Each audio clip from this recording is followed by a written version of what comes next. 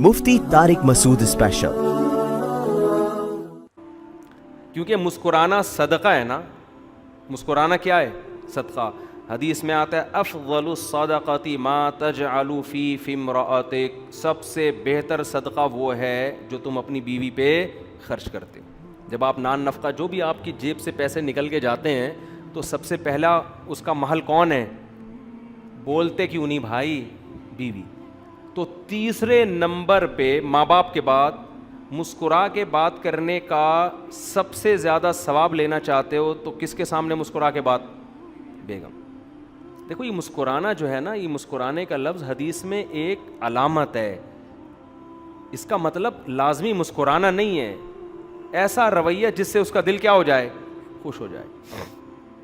ہمارے نبی صلی اللہ علیہ وسلم نے اپنی زوجہ کو کہانیاں بھی سنائی ہیں، کہانیاں سنی بھی ہیں. حالانکہ آپ صحابہ کرام کے ساتھ ایسا نہیں کرتے تھے، کیونکہ ٹائم ویسٹ ہے نا اس میں. تو بظاہر تو ایک وقت ضائع ہو رہا ہے نا. بھئی آپ گپے مار رہے ہو گٹر کے ڈھکن پہ بیٹھ کے لوگوں سے، ہاں اور سنا بھائی کیا ہو رہا ہے وہاں، کیا ہو رہا ہے، اس نے کیا کیا، اس نے، یہ گپے چلتی ہیں آپس میں. تو سب سے زیادہ یہ گپ شپ، ہنسی مذاق، اس کا ثواب سب سے زیادہ کس کے ساتھ ہے؟ بیوی کے ساتھ. تبھی تو نبی صلی اللہ علیہ وسلم نے فرمایا ہر کھیل کیا ٹائم ویسٹنگ ہے نا. آپ نے فرمایا ہر کھیل باطل ہے سوائے اپنی زوجہ کے ساتھ. تو جہاں کھیل ہونا چاہیے، جہاں ابے تبے بھی، گپ شپ بھی، فضول باتیں بھی، ثواب ہے وہاں پہ. بہت سے مردوں کو یہ خیال ہوتا ہے یار بیوی سے بات کیا کریں، ٹھیک ہے نا، تو فضول باتیں کر رہی ہوتی ہے جس کے نہ سر نہ پیر. ایک یہ تو میرے پاس جھگڑے آتے ہیں، کہتے ہیں یار یہ کبھی بھی کوئی ڈھنگ کی بات اس کی منہ سے سنی نہیں ہے. تو یہ خوب سمجھ لیں کہ میاں بیوی کے درمیان اگر کام کی باتیں شروع ہو جائیں نا، تو یہ تو آفس میں بھی ہوتی ہیں یار. آفس میں کوئی آپ کا ملازم آئے، یہ دفتر ہے، تیرے ماموں کا گھر تھوڑی ہے، یہی کہو گے نا اس کو. کیا خیال ہے بھائی؟ اسے کام کی بات ہوگی، ٹو دا پوائنٹ بات ہوگی. ملازمین کے ساتھ ٹو دا پوائنٹ بات ہوتی ہے. آدمی دفتر میں باس کے ساتھ ٹو دا پوائنٹ، سر یہ آپ نے کام دیا تھا، یہ ہو چکا ہے، تھوڑا سا رہ گیا، سر میں گھر جانا چاہتا ہوں، آج اگر آپ 10 منٹ پہلے چھٹی مل جائے مجھے. ٹو دا پوائنٹ بات ہوگی. جہاں دل بہلانا ہوتا ہے وہ دوست ہوتے ہیں، ان میں آدمی ٹو دا پوائنٹ بات ہے، اس میں ہنسی مذاق گپ شپ. تو بیوی بھی جو ہے کام کی باتیں تو ٹھیک ہے، وہ تو کرتے ہی ہیں سب. تو بیگم کے ساتھ تو شریعت کا حکم ہے کہ فضول باتیں کرو بیٹھ کے. سمجھ رہے ہو نا؟ وہاں باتیں ہی کیا ہیں؟ باتیں ہی مقصود ہیں. گھر والوں کو ٹائم. اچھا اس میں خواتین بھی تھوڑی سی نا غلو کرتی ہیں. بعض بندے گھنٹوں گھنٹوں بیٹھ کے بیوی کو ٹائم دے رہے ہوتے ہیں، باتیں کر رہے ہوتے ہیں، مگر بعض خواتین جو بیان نہیں سن رہی وہ پھر بھی شکایت رہتی ہیں کہ ہمارے میاں ہمیں ٹائم. کچھ بعض خواتین کا مزاج ہوتا ہے یہ کہ وہ بندہ آدھا ہو جاتا ہے، پگھل کے ختم ہو جاتا ہے، لیکن ان کو یہی شکایت ہوتی ہے کہ ہمیں ٹائم. اصل میں وہ یہ دیکھ رہی ہوتی ہیں آفس کو اتنا ٹائم دیا، دکان کو اتنا ٹائم دیا. او بھائی وہ تو بزنس ہے نا، وہ تو 8-8 گھنٹے وہاں لگانے پڑیں گے اس کو. یہ تھوڑی کہ تمہارے پاس 8 گھنٹے کے لیے آگے بیٹھ جائے گا، وہ تو کسی کام کا نہیں رہے گا. تو عورت کو شکر ادا کرنا چاہیے اگر میاں بیٹھ کے گپ شپ والا مل گیا ہے، آ کے اپنے دکھڑے سناتا ہے، ادھر ادھر کی باتیں کرتا ہے اور میمز وغیرہ بتا رہا ہوتا ہے، کوئی بھی ادھر ادھر کی پھینک رہا ہوتا ہے بیٹھ کے، تو عورت کو شکر ادا کرنا چاہیے میرا میاں ایسا ہے جو میرے سے گپ شپ بولو لگاتا ہے. تو جتنی شکر ہوگا نا تو آدمی کا دل اور خوش ہوتا ہے. پھر وہ کہتا ہے چلو یار گھر آ کے مجھے اور تفریح ملے گی. مردوں کو شکایت ہی ہوتی ہے اگر ہم کبھی اچھی بات کر بھی لیں تو آگے سے جواب ایسا ملتا ہے نا کہ وہ آدمی کہتا ہے یار چپ رہتا. تو بعض عورتوں کی عادت ہوتی. خیر جو اصل بات تھی کہ اگر آپ اللہ کے لیے مسکراؤ گے تو پھر ماں باپ کے بعد سب سے زیادہ مسکرانے کا ثواب کس کے سامنے ملتا ہے؟ بیوی کے سامنے. ہمارے نبی صلی اللہ علیہ وسلم حضرت عائشہ رضی اللہ تعالی عنہ فرماتی ہیں گھر میں ہمیشہ مسکراتے ہوئے چہرے کے ساتھ آتے تھے. کیسی زبردست بات ہے یار. حضرت ابو ہریرہ رضی اللہ تعالیٰ عنہ فرماتے ہیں جب بھی نبی صلی اللہ علیہ وسلم کی مجھ پہ نظر پڑی ہے، سوچیں مدینہ چھوٹا سا شہر تھا، صبح و شام کتنی دفعہ ملتے ہوں گے نا. فرماتے ہیں نبی صلی اللہ علیہ وسلم کی جب بھی مجھ پہ نظر پڑی ہے کبھی ایسا نہیں ہوا کہ آپ نے مجھے دیکھا اور مسکرائے نہ ہو. آپ ہمیشہ حضرت ابو ہریرہ کو دیکھ کر آپ صلی اللہ علیہ وسلم مسکرائے. کیسے پیارے اخلاق. تو اس لیے اللہ کے لیے مسکرانا بھی کیا ہے؟ بولو ثواب. تو اس کے بعد بھائی بہن ہیں، ان کا رشتہ قریبی ہوتا ہے. سالہ آ گیا کبھی مسکرانے اس کو دیکھ کے دل نہیں چاہ رہا آپ کا. اچھا جتنا دل نہیں چاہے گا نا اتنا مسکرانے میں ثواب زیادہ ہوگا. تو آپ کے سالے آ گئے, آپ کا بالکل بھی دل نہیں چاہ رہا, ساس آ کے بیٹھ گئیں, جا ہی نہیں رہی ہیں, ٹھیک ہے نا, آپ کا بالکل بھی دل نہیں کر رہا. اب یہاں آپ جتنے دانت دکھائیں گے ہر دانت پہ آپ کو نیکی ملے گی. تو کہاں سے کہاں بات چلی گئی. تو میں اصل بات یہ کر رہا تھا کہ قرآن کہہ رہا ہے یومئذ تعرضون, جس دن تم اللہ کے سامنے پیش کیے جاؤ گے, فامنکم خافیہ, کوئی چیز چھپی ہوئی نہیں ہوگی. اتنی اتنی نیکیاں بھی میزان ملا کے اللہ تعالیٰ رکھے گا. ذرا ذرا سی برائی, مسکراہٹ کا الٹ کیا ہوتا ہے, پیشانی پہ لکیریں لانا, یہ مسکراہٹ کی کیا ہے, اگینسٹ. تو گھر میں آپ آتے ہی بیٹھ جاتے ہو, اٹھا کے موزے اٹھا کے یوں پھینکے آپ نے, اور پھر ایسے بدتمیزی سے بات چیت شروع کر دی. جیسے بعض مرد گھر میں آتے ہیں چنگیز خان کی طرح داخل ہوتے ہیں, باہر دوستوں پہ بڑے ہاں ہاں یہ رہا, جیسے گھر میں آئیں گے گھر میں ٹینشن پیدا کر دیتے ہیں. وہ ایسے بھی لوگ ہوتے ہیں, بد اخلاق ہوتے ہیں. تو یہ بد اخلاقی, یہ پیشانی پہ سلوٹیں, یہ سب کی سب میزان میں لکھی جا رہی ہیں. دیکھو نبی صلی اللہ علیہ وسلم کی مجلس میں نابینا صحابی آئے تھے, تو آپ کی پیشانی پہ ناگواری کی وجہ سے چند لکیریں آ گئیں. فوراً قرآن کی آیتیں نازل ہوئی نا, عبسا وتولی, آپ کی پیشانی پہ ناگواری کیوں ہوئی. اس کا مطلب اللہ پیشانی کی لکیروں کو بھی کیا کر رہا ہے, نوٹ کر رہا ہے کہ یہاں آپ لکیریں نہیں آنی چاہیے. تو ہم نے بڑے بڑے علماء کو, بزرگوں کو دیکھا ہے کتنی مصروفیت ہوتی ہے, لیکن گھر والوں کے ساتھ ان کے اخلاق بہت اچھے.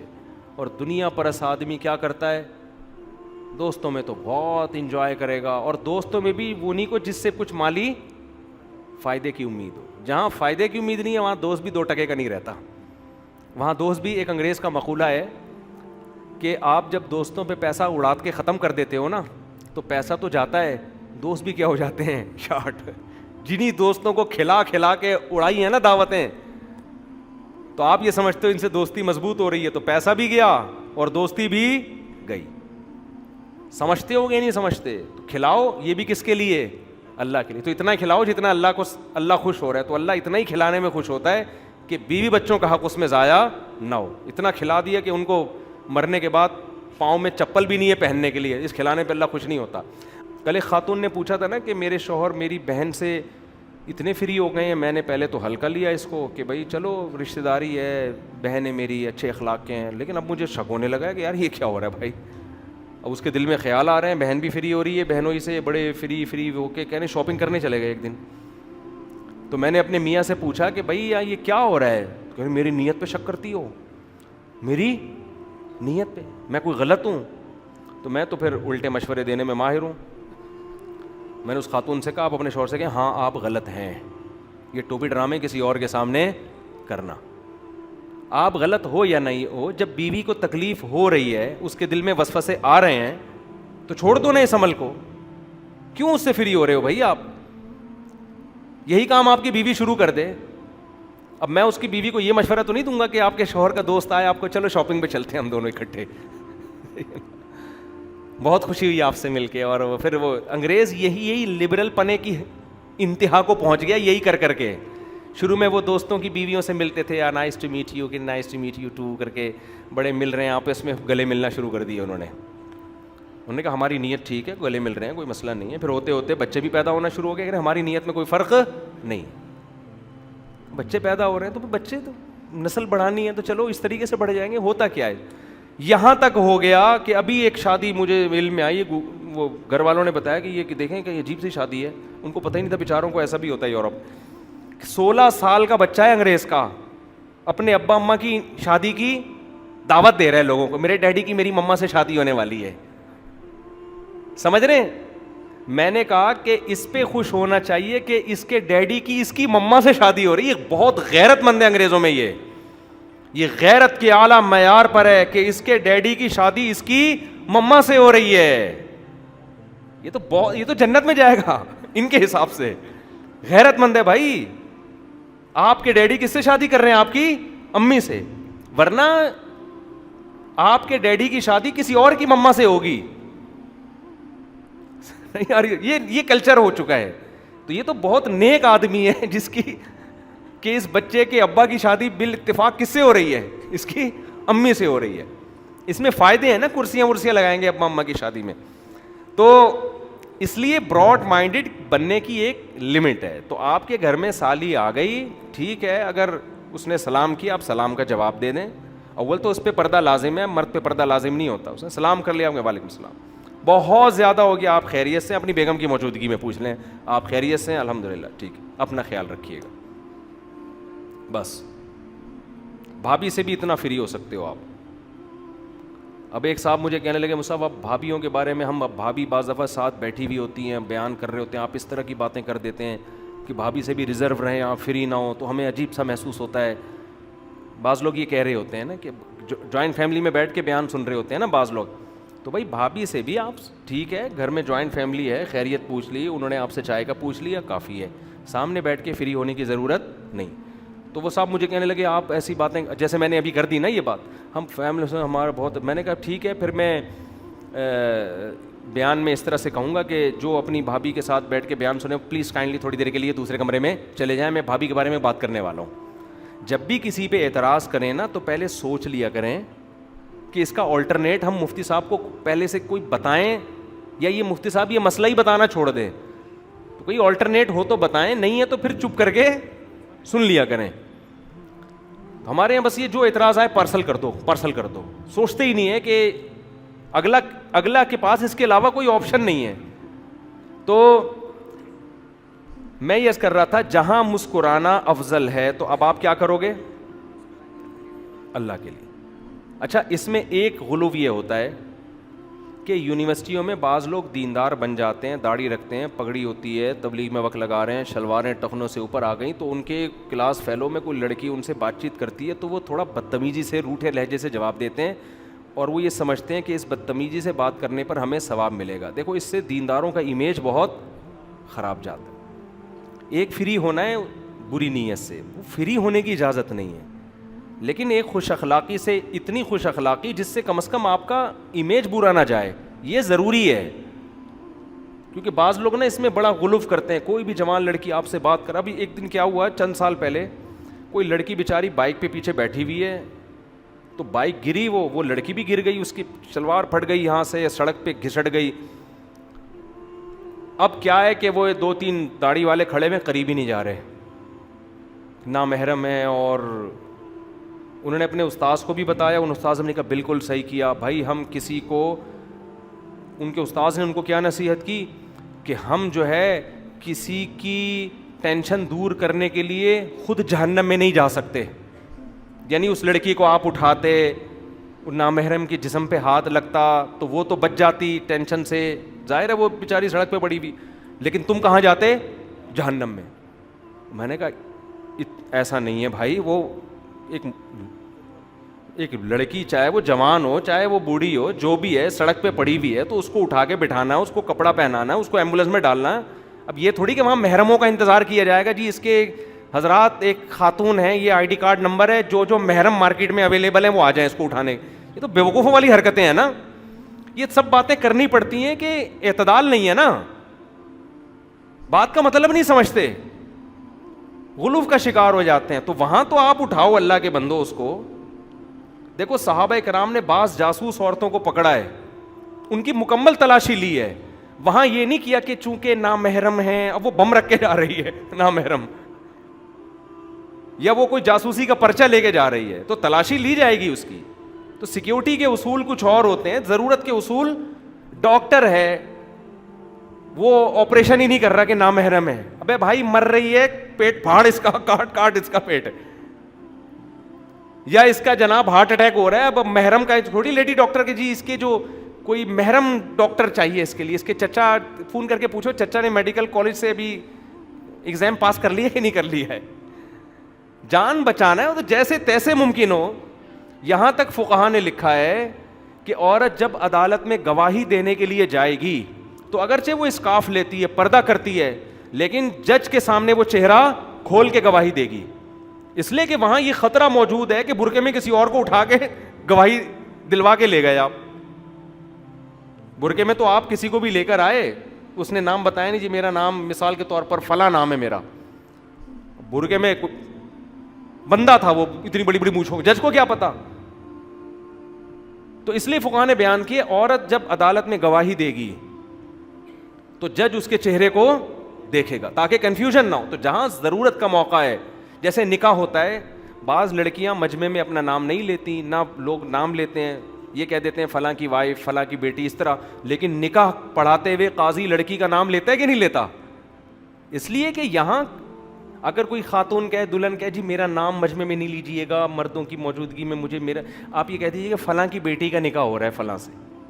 بعض خواتین میں اتنی حیا ہوتی ہے, وہ نہیں چاہتی کہ ہمارا نام مردوں کے سامنے اناؤنس ہو. ہوتا ہے بعض جگہ, تبھی دیکھیں نا قرآن نے بھی عورتوں کا نام نہیں لیا کہیں بھی. حضرت مریم کا نام لیا وہ ایک حکمت سے, ورنہ قرآن جہاں عورت کا تذکرہ کرتا ہے کبھی نوح کی بیوی, لوط علیہ السلام کی بیوی, حتیٰ کہ فرعون کی بیوی, فرعون کی زوجہ کا نام آیا تو نام نہیں لیا بلکہ فرعون کی بیوی. تو قرآن جہاں بھی عورت کا نام نہیں لیتا. اس سے پتہ چلتا ہے کہ خام خامے مجمع میں عورت کا نام لینا حلال حرام کا مسئلہ نہیں ہے, لیکن ایک جن عورتوں کی طبیعت میں حیا زیادہ ہوتی ہے وہ اس بات کو پسند نہیں کرتی. اس کا حلال حرام سے تعلق نہیں ہے, لیکن پسند نہیں کرتی. وہ لوگ بھی اپنی بیٹیوں کا نام مجمع میں لینا پسند نہیں کرتے, بس یہ کہہ دیں گے میری بچی, اتنا کہہ دیں گے. لیکن نکاح میں ایسا نہیں ہے کہ آپ کہیں فلانی کی بیٹی کا, میں نے اس آپ سے کی بات نہیں کر رہا, یہ ہاں قبول نہ بول دیں تو یار بیٹھے ہوئے بولے ابھی میں کہتا ہے کیا کہہ رہا ہوں فوراً قبول ہے, ایسے بول دیتے ہیں. تو فلانی کی بیٹی کا آپ سے نکاح کیا, کسی سے بول دے آدمی, ایسا نہیں ہے. فقہاء کہتے ہیں پورا پورا نام لیا جائے. اسے کنفیوژن پیدا نہ کرو. ادب ایک حد تک اچھا لگتا ہے, حیا ایک حد تک اچھی لگتی ہے. جہاں حیا کی وجہ سے کنفیوژن ہو رہی ہے, بڑے مسائل پیدا ہو رہے ہیں, وہاں حیا نہیں بھائی, وہاں سیدھا سیدھا نام. اب پتہ چلا وہ بیٹی سے نکاح کر دیا, اب دولہا کہہ رہا ہے, دلہن کو دیکھ کے یہ والی تو بولی نہیں تھی میں نے, میرا تو وہ فلانی سے چکر چل رہا تھا میرا. اب قاضی کہے گا ہم نے تو بھائی بیٹی بولا تھا, بیٹی تو یہ بھی ہے اور وہ بھی ہے, تو یہ لڑائی ہوگی نا. پتہ کیا چلے گا کس سے نکاح ہوا ہے؟ تو پورا پورا نام لیا جائے گا, باپ کا نام بھی بیٹی کا نام بھی. تو نکاح میں بھی ایسا ہی ہے, عدالت میں بھی ایسا ہی ہے, جج کے سامنے عورت چہرہ کھولے گی. اور اسی طرح کوئی خدا نخواستہ کوئی خاتون سڑک پہ پڑی ہوئی ہیں تو پردے کا خیال جتنا ممکن ہے کریں, باقی اس کو اٹھائیں. جسم کو ہاتھ لگانا پڑے تو ہاتھ بھی لگایا جائے گا اس کو. اور اسی طرح سیکیورٹی کے مسائل میں ایسا ہوتا ہے کہ کوئی جاسوس پکڑی گئی ہے تو ٹھیک ہے, پہلے تو یہ کہ عورت یہ کام کرے گی. بعض دفعہ جنگوں میں ایسا ہوتا ہے کہ اتنی فرصت نہیں ہوتی کہ لیڈیز کا انتظام کیا جائے, تو وہاں فوج کو اجازت ہے کہ بھئی آپ اس کی پوری مکمل تلاشی لے سکتے ہیں.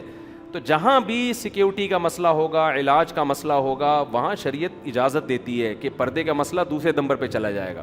سمجھتے ہو؟ تو اسی طرح یونیورسٹیوں میں کسی لڑکی سے کوئی اول تو بات چیت نہ کریں, لڑکیوں سے فری نہ ہو. کبھی ضرورت پڑ جاتی ہے تو پھر اس میں بدتمیزی والا لب و لہجہ نہیں ہونا چاہیے, اس میں فری بھی نہ ہو, ریزرو رہیں تھوڑا سا. ریزرو تو سمجھتے ہی ہیں نا, تھوڑا سا ریزرو رہیں, ہاں ہاں ہوئی ایک دم نا چھچورے پن پہ نہ آ جائیں, ٹھیک ہے نا, اور موبائل نمبر نہ مانگنا شروع کر دیں, ریزرو رہیں. اچھا ویسے آپ کی جنرل نالج کے بتاؤں, لڑکے جو ریزرو رہتے ہیں نا, لڑکیاں مرتی بھی انہیں پر ہیں. یہ تو ہمارے سامنے اتنے کیسز آئے ہیں نا. اندر ایک لڑکے نے مجھے بتایا میں یونیورسٹی میں لڑکیوں سے بڑا ریزرو رہتا ہوں, اور کہہ رہے صرف ٹوپی ڈرامہ ہے اور کچھ بھی نہیں ہے. خود بتا رہا تھا مجھے, میرے سامنے ہر آدمی بے تکلف ہو جاتا ہے, اس کو پتہ ہے میں ٹکر نہیں ماروں گا نا, اس کو سن لیتا ہوں میں بات. تو کہنے لگا کہ مجھے خود بتایا, کہہ رہا ہے مجھے اتنا ٹھرکی ہوں, اپنے بارے میں بتا رہا تھا.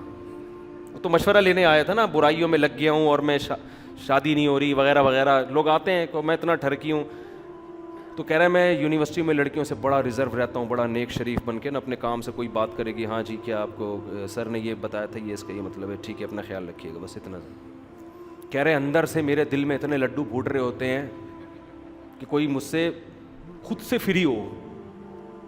اور کہہ رہے لڑکیاں مجھے شریف سمجھنا شروع کر دی, اور زیادہ فری ہو رہی ہیں. کہہ رہے حالانکہ اپنے دل کی حالت کہہ رہے میں جانتا ہوں. تو اس لیے میں خواتین کو بھی کہتا ہوں جو بہت ہی گھننا بنا ہوا ہے نا, بعض دفعہ وہ محض اپنا امپریشن اچھا ڈالنے کے لیے گھننا بنا ہوا ہوتا ہے, اندر سے اس کے دل میں لڈو پھوٹ رہے ہوتے ہیں, لڈو, لیکن بعض صحیح بھی ہوتے ہیں. خیر وہ واقعی ریزرو ہوتے ہیں. تو میں یہ جو بار بار کہہ رہا ہوں نامحرم سے مسکرا کے بات نہ کریں, تو ایسا لب و لہجہ نہیں ہو کہ بدتمیزی جھلک رہی ہو اس سے, اس کا خیال کریں, کیونکہ دینداروں کا امیج اس سے بہت زیادہ خراب ہوتا ہے. آپ نے بدتمیزی نہیں کرنی ہے, فری نہیں ہونا بس آپ نے. تو اب میں اصل بات کر کے بس بیان ختم کرتا ہوں. تو ہماری مسکراہٹ چونکہ کس کے لیے؟ اللہ سے. اب آپ مجھے ایک بات بتاؤ, جب اللہ کے لیے مسکرانا ہے تو سب سے زیادہ کس کے ساتھ مسکرا کے بات کرنے کا ثواب ملتا ہے؟ ماں. کیونکہ نبی صلی اللہ علیہ وسلم کی صحیح حدیث, سب سے زیادہ اچھے اخلاق کا مستحق کون ہے؟ تمہاری ماں. صحابی نے پوچھا, اس کے بعد فرمایا پھر ماں. پوچھا اس کے بعد فرمایا پھر ماں. سمجھ رہے ہو؟ تو لہذا آپ چاہتے ہو کہ تھوڑی دیر کی مسکراہٹ ہو اور آپ کے میزان کا ترازو, اس ایک نیکی کا وزن اتنا ہو کہ وہ جھک جائے, تو سب سے زیادہ مسکراہٹیں کس کے سامنے بکھیرنی ہیں؟ ماں کے سامنے. سمجھتے ہو؟ دوسرے نمبر پہ مسکرانے کا سب سے زیادہ ثواب کس کے سامنے ملتا ہے؟ ایسا نہ ہو خام خامے بتیسیاں دکھا, کوئی بات ہو, یعنی ایکٹنگ نہیں کرنی ہے جا کے, ابا کو لگے کہ یہ پتہ نہیں کیا ڈرامے شروع کر دیے اس نے. مطلب یہ کہ میٹھے لہجے میں ایسا ایٹیٹیوڈ ہو, ایسا لب و لہجہ, ذرا بھی سختی نہ ہو بات چیت کے انداز میں. تو اگر آپ کی مسکراہٹ اللہ کے لیے ہے تو دوسرے نمبر پہ آپ سب سے زیادہ کس کے سامنے مسکرا کے بات کریں گے؟ ابا کے سامنے.